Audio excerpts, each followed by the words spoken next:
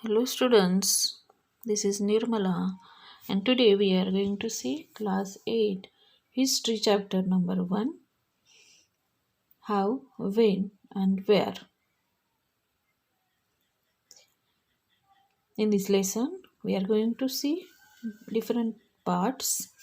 From that the first one part is how important are dates. We are going to see the importance of dates, why these are important for the study of history, or how can we identify these dates, or the how it changes, how the importance of these dates changes. First of all, we are going to see this picture on the first page of this lesson, which is figure number 1. This picture depicts here the Brahmins offering the Shastras to Britannia. Frontispiece to the first map produced by James Rennell in 1782. Rennell was asked by Robert Clive to produce maps of Hindustan, an enthusiastic supporter of British conquest of India. Rennell saw preparation of maps as essential to the process of domination. Rennell thought that if they have to dominate this country, or they have to grab the country, they need to know what are the maps of this country, and they wanted to know each and every corner of the country to dominate. The picture here tries to suggest that Indians willingly gave over their ancient texts to Britannia, a symbol of British power, as if asking her to become the protector of Indian culture. Rennell wanted to show us that Indian people, or these Indian Brahmins, willingly gave their old, which text was there, books were there, to this Britannia, which was a symbol of British power, British Raj, and he wanted to show us that we are urging, or we are requesting her to protect Indian culture. So in this picture we can see the Britishers are there, one king, we can see Britannia, a symbol of British power, and Brahmins. These Brahmins are offering our Indian text to Britannia. So here Renel wanted to show us that we have our Indian, by their wish or by their own, they have given their rights to Britannia, or to British power. Now we will turn towards our topic, what in what is the importance of, and how dates are important. So in history we know that always you think, or people think, anyone, if you ask about the history, they will think that why to study history, there are many dates, and how to remember all those dates, we don't understand those dates and histories. It is very hectic to remember those dates. For every event different dates, years, era is there, so it is very difficult, we don't like history. But students, if you see, or if you study it willingly or carefully, you will also have the interest in study of history. History is certainly about changes that occur over time. What is history? Just which certain changes have occurred in history or in past, that is only we study, that is the history.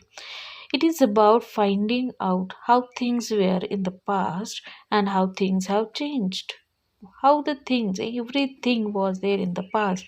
Maybe agriculture, maybe kings were there, maybe pottery, whatever the things are there, lifestyle of the people, house, the types of houses, types of crops, everything what we see in the past, all that is the part of study of history.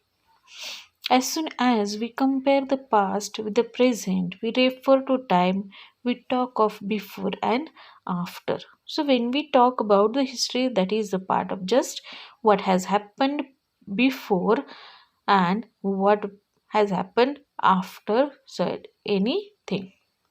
So, living in this world, we do not always ask historical questions about what we see around us. Always we must be curious, but many of the times we ignore those things because we think that everything, whatever we see, that was from many of the years, it was there itself. As the tea which we sip in the morning, that is very common thing, usual thing for us. It is there in everyone's house. When any guest comes, we offer them tea or coffee. But we should wonder, or we should ask this question, that when this tea or coffee has been started in our country or anywhere, why people like to have a tea wherever they go. It was not from the beginning, it has started afterwards, so it has also a history, from where this tea has come, from where this coffee crop has come, that we should see.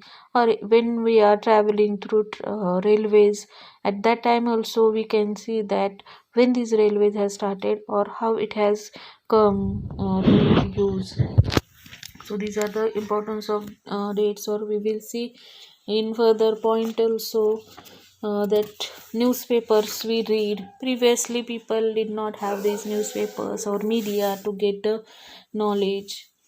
So we have to think for that also, how people were doing their daily routines. Then, if we see time it passes and the importance of dates also changes sometimes.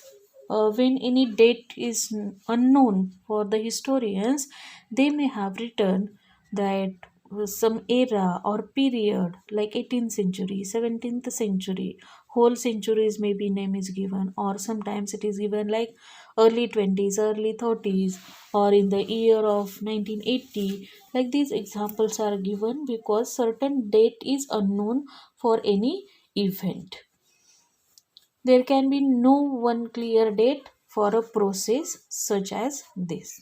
If certain things are there that we know, 15th August 1947, our India has become free from the British rule, that we know. Or many of the dates are there that we don't know. In that condition, most of the time these historians give us only period or only that era or the year. Then why then do we continue to associate history with the string of dates? Then why we use these dates for the history?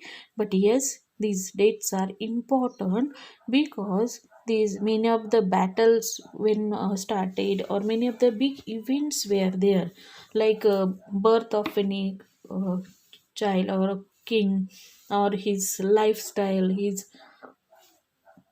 when he has married with any princess, or again which different battles, important battles in his life.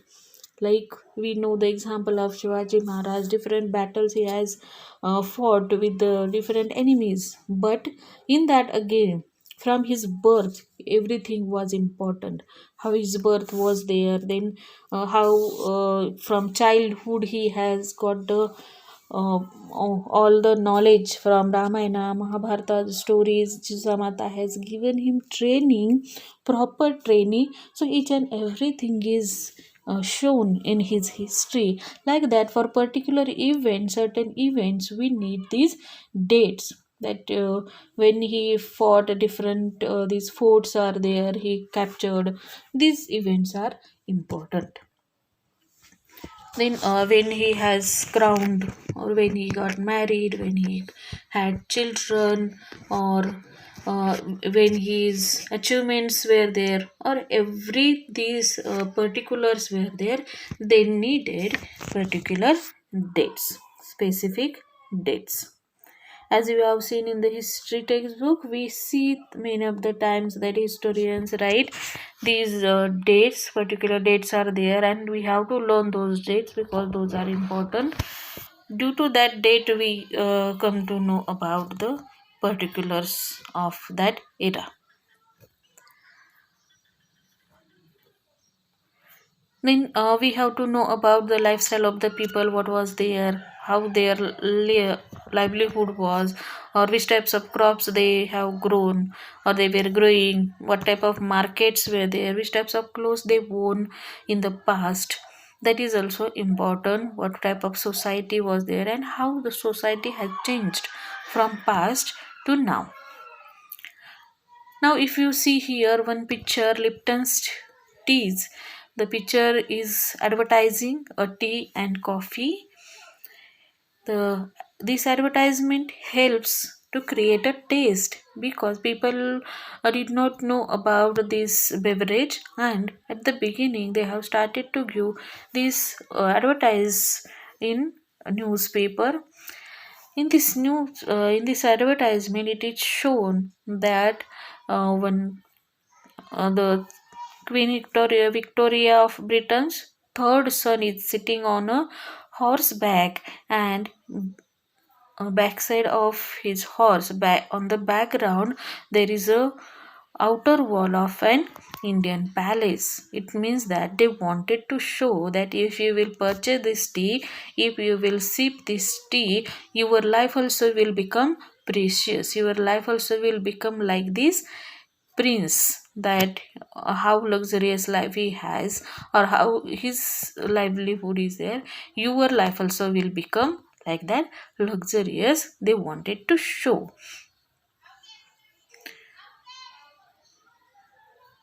So with the picture very easily, I means we will attract, people will attract towards this advertisement and we will go to purchase the tea. Next part we will see that it's which dates, then which dates we have to consider, what is the criteria for the considering of dates, which dates we should write if 365 days are there in a year, which date we should mention in the history, to which date we have to give the importance.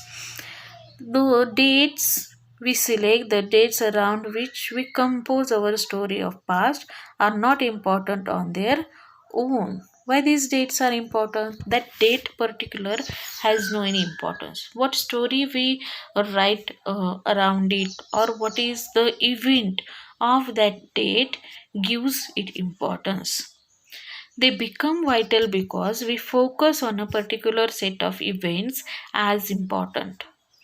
If our focus of study changes, if we begin to look at new issues, a new set of dates will appear significant. What is the meaning of this para? That it is in our hand what event we attach, or what incident we attach with any date, that will give the importance to the date.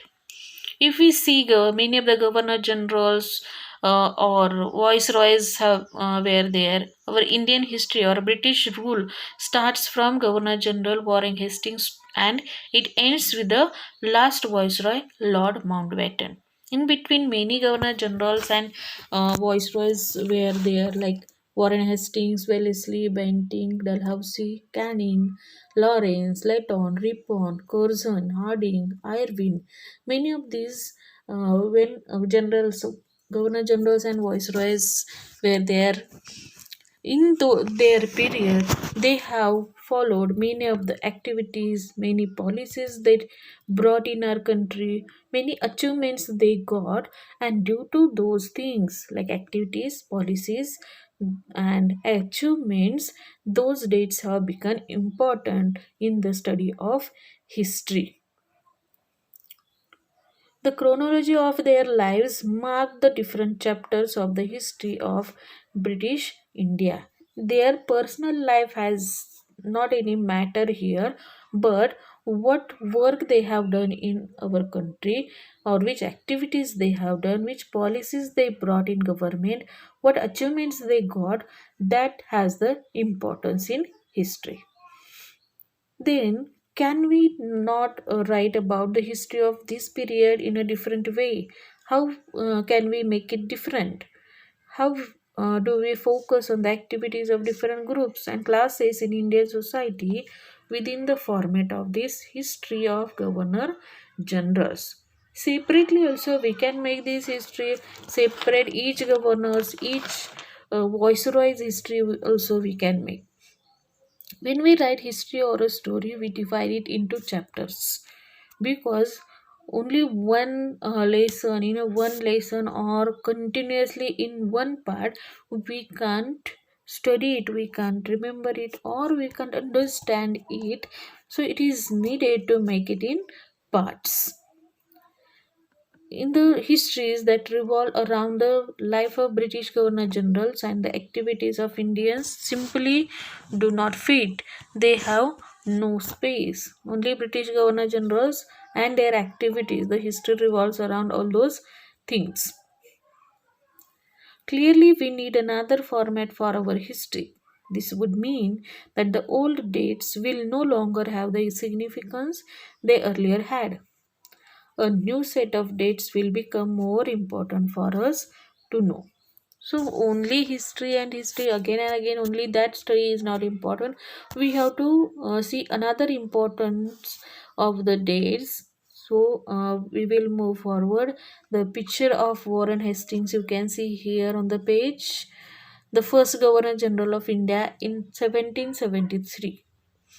While history books narrated the deeds of governor generals, biographies glorified them as persons, and paintings projected them as powerful figures. So, to show the power of these governor generals, these books or their works, biographies have been glorified, and their paintings also has become useful. Then how do we periodize, how to make the dividation of these periods, that we will see here. So in 1817, James Mill, a Scottish economist and political philosopher, published a massive three-volume work. This para is important. This James Mill's work is also important here for the study of history. In 1817, he has come and he has divided Indian history in three groups or three periods. First of all, who was he? That is important. That he was a Scottish economist and political philosopher, and he published three-volume work, A History of British India. It means the name of his book is A History of British India, and he has divided Indian history in three parts, that is Hindu, Muslim, and British. When Britishers were there, we know that, but before the Britishers there were Muslims who were ruling on this country. Before Muslims, there were Hindus everywhere who were ruling on our country. So, because of that, James Mill has divided Indian history in three parts: Hindu, Muslim, and British. Then why do we try and divide history into different periods? We do so in an attempt to capture the characteristics of a time, its central features as they appear to us. So the terms through which we periodize, that is, demarcate the difference between periods, become important. So when this periodization has been done, Hindu, Muslim, and British, it is important to identify, because particular which periods were there. Hindus period was different, Muslims period was different, Britishers period was different, their rules were different, or how it has run, the country has run, that was different. So we need this dividation. Mill thought that all Asian societies were at a lower level and civilization than Europe. So here we can see that Mill was not looking towards Indians as a similar. He was thinking that European countries, European people are at the highest level and Indians are at the lowest level. Their lifestyle or everything is very low. British rule, Mill felt, could civilize India. He thought that only British rule or only Britishers are there who can civilize these countries, or who can improve this country. To do this, It was necessary to introduce European manners, arts, institutions, and laws in India. And to improve them or to make them civilized, there is need to teach them in European manners or arts, institutions. Education should be given. Europeans' law should be uh, taught to them. Mill, in fact, suggested that the British should conquer all the territories in India to ensure the enlightenment and happiness of the Indian people. For India was not capable of progress without British help. So here we can understand that how uh, they thought about the Indians, that Indians by their own they can't develop, they can't be survive. So they need the help of British government or the Britishers. So we have to conquer all the territories, all the states and territories. Means the whole country we have to capture. Then only the Indians can be uh, can do progress or they will improve. In this idea of history, British rule represented all the forces of progress and civilization. The period before British rule was one of darkness. Can such a conception be accepted today? So here this sentence is given as on the side of from the side of Britishers, because they were thinking that these Indian people are living in a darkness, their life is so back or they are so backward, they don't know anything, they don't have education, they don't have any manners, or they don't have a proper lifestyle. That's why they were saying like this. But now today no one will accept these things if anyone will say. In any case, can we refer to any period of history as Hindu or Muslim? Did not a variety of faiths exist simultaneously in these periods? Why should we characterize an age only through the religion of the rulers of the time? To do so is to suggest that the lives and practices of the others do not really matter. We should also remember that even rulers in ancient India did not all share the same faith. So, if we see here, all these rulers also have did not have same faith. Or James Mill has divided history in three parts, Hindu and Muslim, but it was not like that. Only which ruler is ruling over the country, on the name of or on the religion of that ruler, it should not be divided. Moving away from British classification, historians have usually divided Indian history into ancient, medieval, and modern. Now, if we see here, the James Mill has divided history in Hindu, Muslim, and British, and historians have divided history, Indian history, in ancient, medieval, and modern history.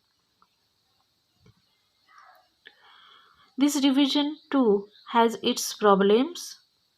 It is a periodization that it borrowed from the West, where the modern period was associated with the growth of all the forces of modernity, science, reason, democracy, liberty, and equality. These were all the Britishers thought. How they thought like that, they have forced here in India also. Medieval was a term used to describe a society where these features of modern society did not exist. And the third was the modern period. As we will see in this book, under British rule, people did not have equality, freedom of or liberty. Nor was the period one of economic growth and progress. Nothing was there. Many students therefore refer to this period as colonial period, because what Britishers were telling, Indians have to follow those rules, whatever the works they tell. Indians have to do. So this period was known as colonial period also. Then what is this colonial period? When Britishers came in India and they have established their rule, subjugating local Nawabs and Rajas. They have subjugated or they have forcefully taken over the regions, they have taken over the rights of Nawabs and Rajas, all that is called as subjugating. Then they bought the goods they wanted at low prices, produce crops they needed for export, and we will see here that how they want what they wanted they have done here in our country. They forced the farmers to grow the crops which they wanted. They forced the people whatever they wanted they to do. Maybe it is politics, economic, social, cultural changes, all have brought through these Britishers. The next part of the lesson, that is how do we know? So what sources do historians use in writing about the last 50 years of Indian history? So how these historians come to know, or how they have studied, from where they have got all this information, that we will see here now. Before in these last 250 years of Indian history, how these sources have been used. The sub point we'll see administration produces records. Now we'll see that from where these historians got the information. One important source is the official records of the British administration. So the first and most important record was official records. People were writing there or in the offices what happens or what revenues have collected, what orders are given to the people. All that was written in the official records of the British administrations, and there a lot of information was given. The British believed that the act of writing was important. Every instruction, plan, policy, decision, agreement, investigation had to be clearly written up. They thought that everything must write in a diary, so that in writing format or written format everything should be there. Once this was done, things could be properly studied and debated. This conviction produced an administrative culture of memos, notings, and reports. So, whatever work is there, if once we write it up, the further program or further works will be done very carefully and in time. The British also felt that all important documents and letters needed to be carefully preserved, so they set up record rooms attached to all administrative institutions, the village Tehsildar's office, the collectorate, the commissioner's office, the provincial secretariats, the law courts, all had their record rooms. Specialized institutions like archives and museums were also established to preserve important records. So these things or these offices, law courts, have been used to maintain the records, important records. If you go in any office, they have their own records or they preserve it very carefully. Letters and memos that moved from one branch of the administration to another in the early years of the 19th century can still be read in the archives. So now also we can use those letters and memos because those have been preserved by the people. You can also study the notes and reports that district officials prepared or the instructions and directives that were sent by officials at the top of provincial administrators. If we see previously in India, only oral education was there We will see this part in further lessons also. So instead of oral education now, due to Britishers, people have learned to write up all the material what they know, or they have started to preserve. Britishers have made it habitual to write all the things and preserve it to for the future, or to get to know if we need any time. In the early years of the 19th century, these documents were carefully copied out and beautifully written by calligraphists, that is, by those who specialized in the art of beautiful writing. By the middle of the 19th century, with the spread of printing, multiple copies of these records were printed as proceeding of each government department. So at the early years of 19th century, which these handwritten records were there, now they have started to damage, destroy. So, that's why it has been written again by the calligraphists, who were the writers or specialized art people were there who could write beautiful writings. So from them, these all the records have been written again in another copies. You can see here the picture of National Archives of India came up in 1920s.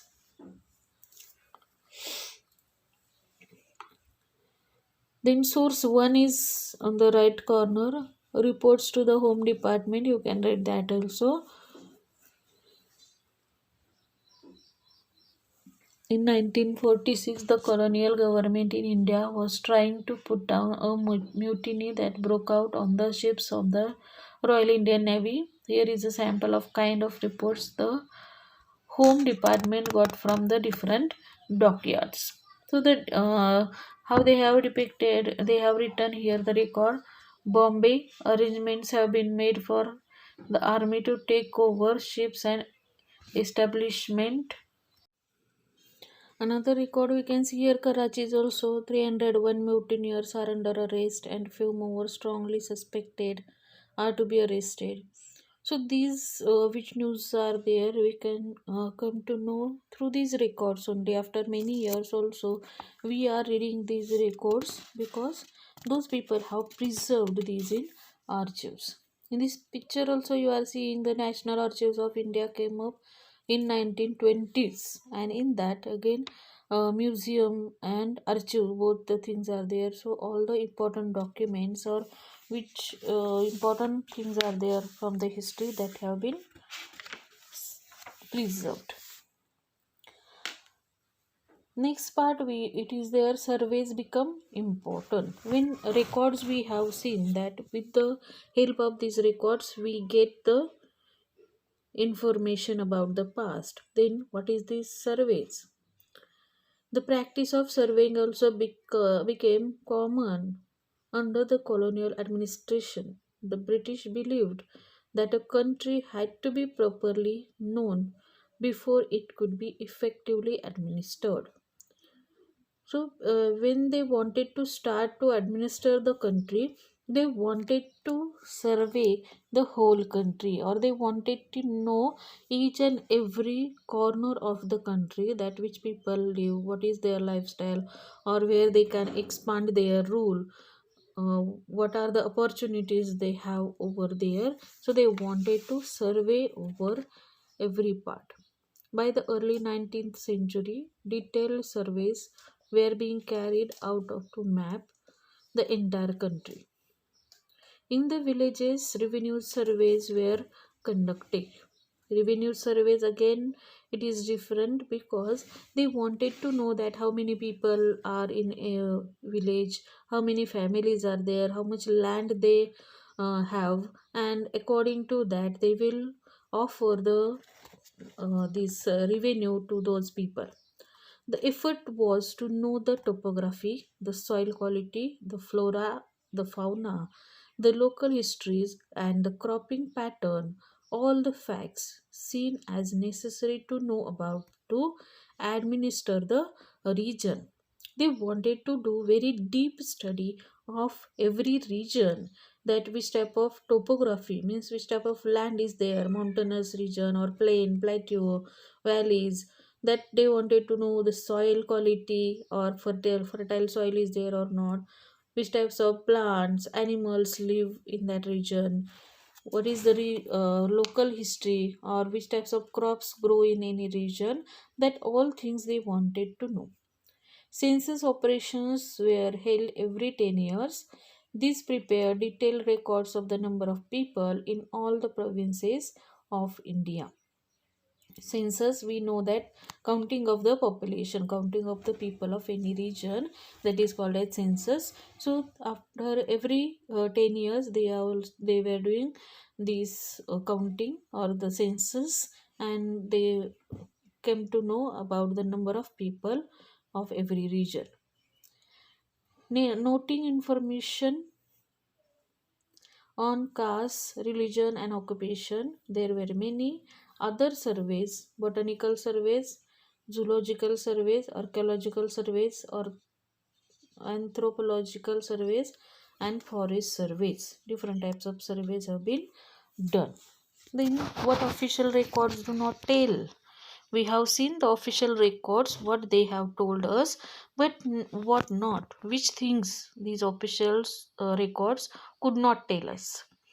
From this vast corpus of records, we can get to know a lot, but we must remember that these are official records. They tell us what the officials thought, what they were interested in, and what they wished to preserve for posterity.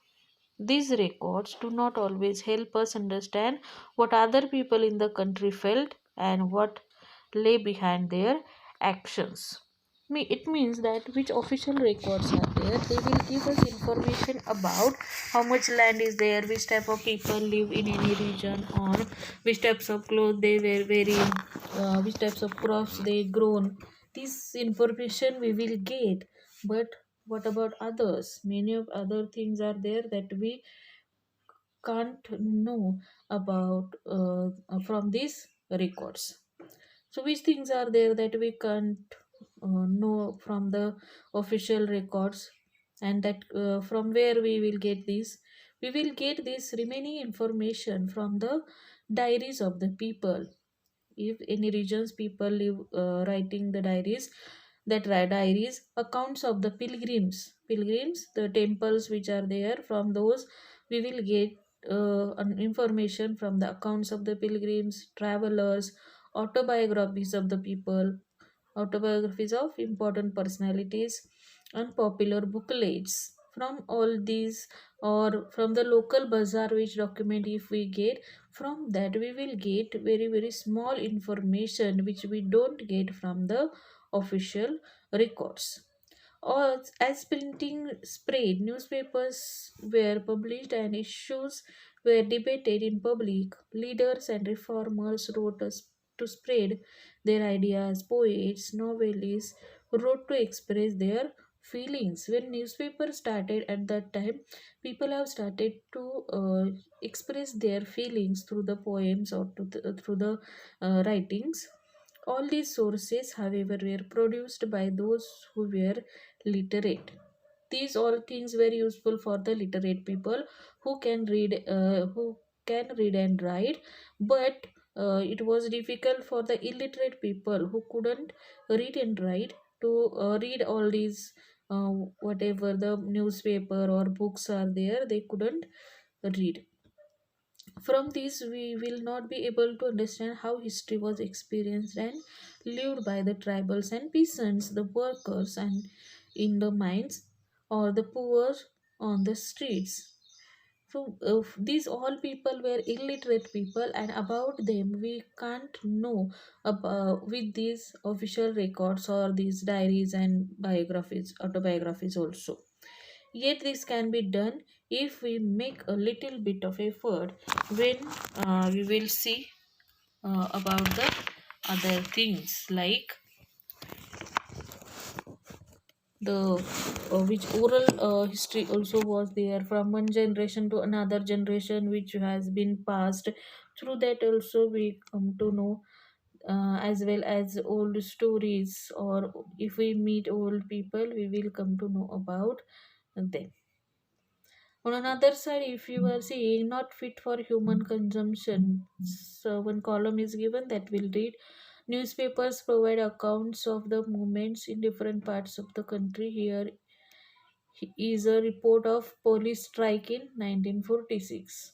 1946 police strike is there. More than 2000 policemen in Delhi refused to take their food on Thursday morning as a protest against their low salaries and in this way, we have seen in this lesson what is the importance of dates, then how do we periodize, what is colonial, then we have seen the official records, surveys, how importance, and what are not the official records, but these are useful for the survey. Okay, thank you.